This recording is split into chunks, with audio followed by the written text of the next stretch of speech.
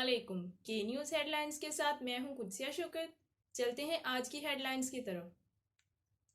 خبروں کا سلسلہ آگے بڑھاتے ہوئے رک کریں گے گجرانوالہ کا، جہاں سے رپورٹ کر رہی ہیں ہماری نمائندہ عظمیٰ شاہین۔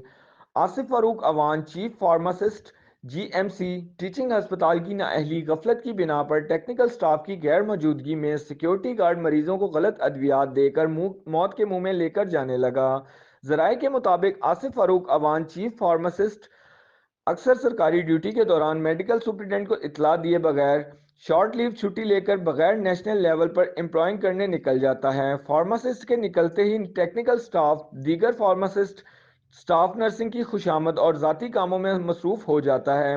مریضوں کا مزید کہنا ہے کہ عملہ کی حاضری کو یقینی بنانے کے ساتھ ساتھ اس بیہودہ کام میں ملوث عملے کے خلاف قانونی کارروائی کرتے ہوئے ان کو یہاں سے فارغ کیا جائے اور عوام الناس کی بھلائی کے لیے اچھا عملہ تعینات کیا جائے تاکہ دن بدن بڑھتے ہوئے سنگین مسائل پر قابو پایا جا سکے۔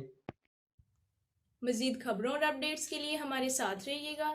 تب تک کے لیے اپنا خیال رکھیے گا۔ اللہ حافظ۔